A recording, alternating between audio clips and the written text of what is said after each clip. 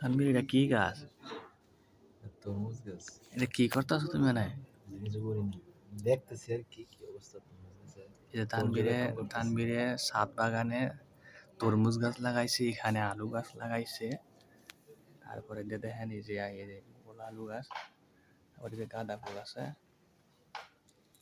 এখানে লাগাইছে, দেখেন ওই স্ট্রবেরি গাছ, যে স্ট্রবেরি, আর এই যে ধনিয়া পাতা, বাংলাতে বলা হয় হস পাতা। এই দেখেন, এই যে তানভীরের কৃষি ক্ষেত্রে আবার বালা বুঝে। এই যে কি জানি করতেছে তানভীর, আমি বুঝতেছি না।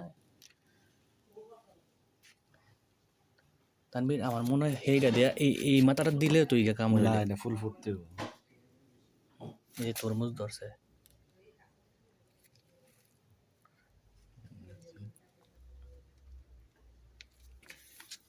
আবার এক সাইডে রান্না হইতাছে, মুরগি রান্না।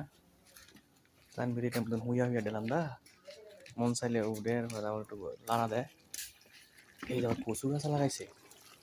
কচু গাছ আছে? হ্যাঁ, এই তানভীরে আবার এই যে কচু গাছ,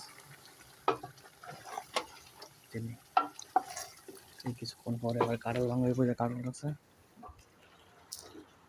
না, আস্তে আস্তে এখন আমি বড় হইয়া আটকে রাখছি না, এটা আবার পরে কাটলাম, পরে কাটটা ওটা